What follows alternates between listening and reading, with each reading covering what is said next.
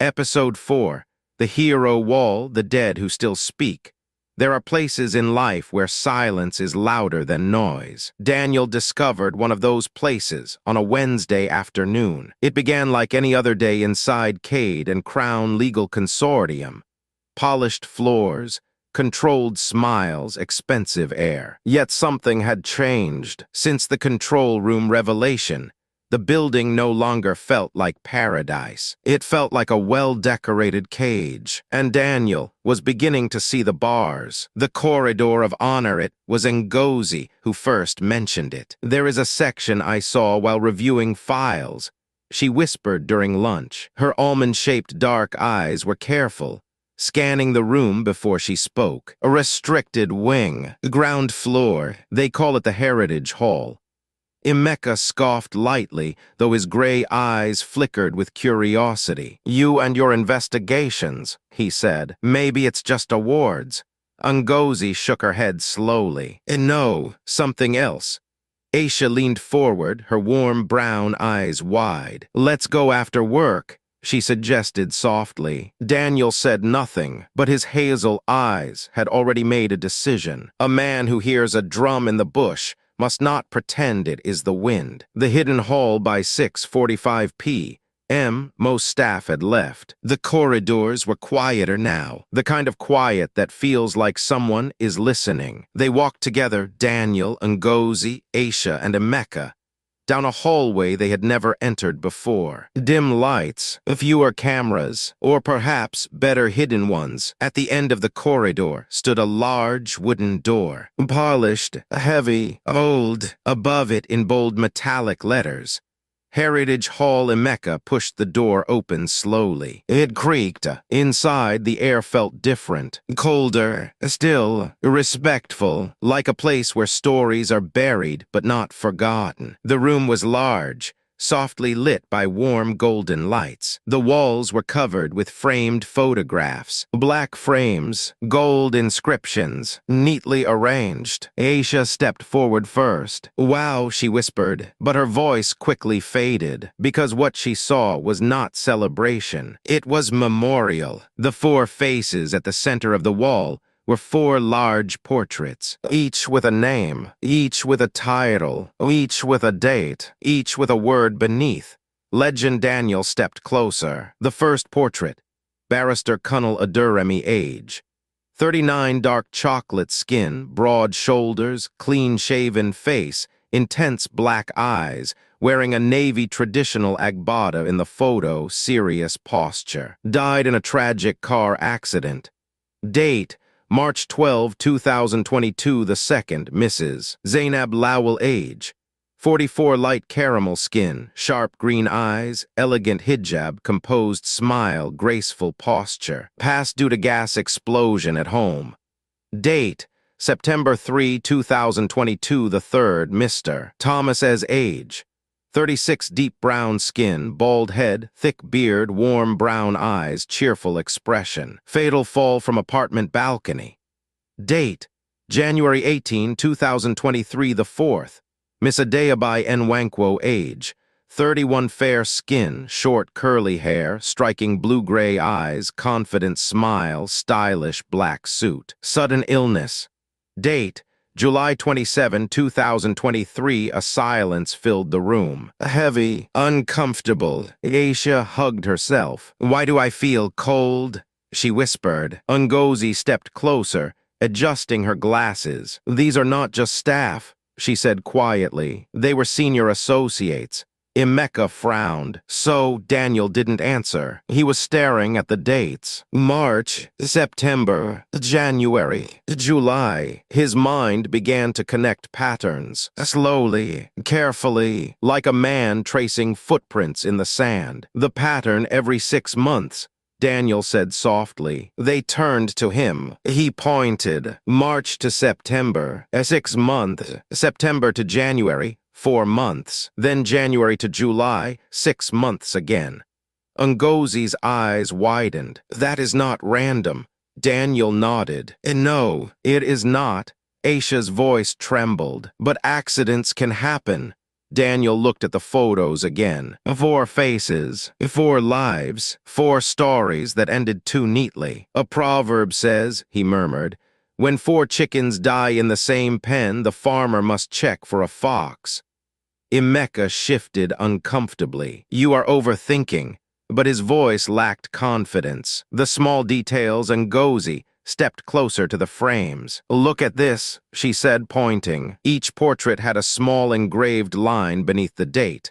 Loyal to the firm till the end. Aisha frowned. That sounds strange.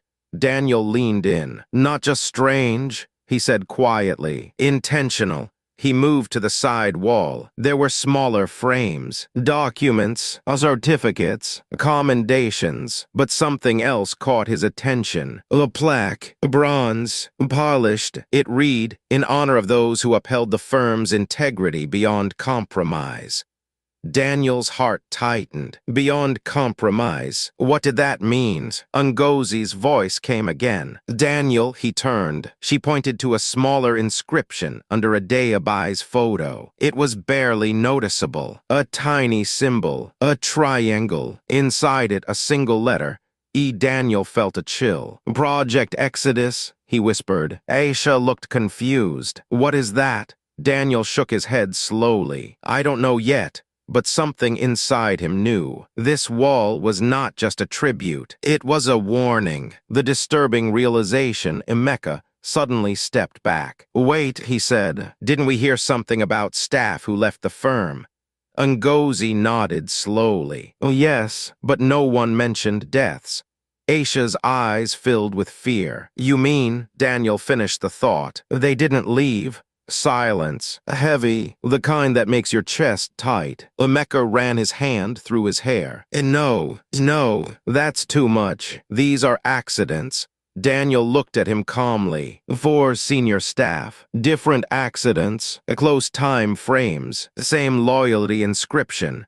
He paused. Do you still think it is coincidence? Emeka didn't answer, because sometimes the truth is too loud to deny. The watchers returned suddenly. The lights flickered. All 4 froze. The door behind them creaked slightly. Aisha gasped softly. Daniel turned slowly. Standing at the entrance, Miss Toke, her cream blazer perfect as always, her green eyes calm. Too calm. You found the Heritage Hall? She said gently. Her voice carried no surprise, only confirmation. Emeka forced a laugh. We were just admiring. These are not decorations, Miss Toke interrupted softly. She stepped forward. Her heels echoed against the floor. These are reminders. Aisha swallowed. Of what? Miss Toke smiled, but it was not warm. Of loyalty. Daniel stepped forward slightly. And what happens to those who are not loyal?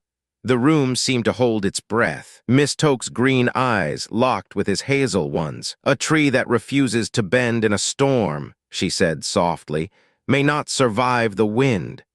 Her words landed like stones, heavy, final. The hidden truth. Daniel took a step closer to the portraits. Were they disloyal? He asked. Miss Toke's smile faded. They were complicated. Ngozi's voice was barely audible. What happened to them?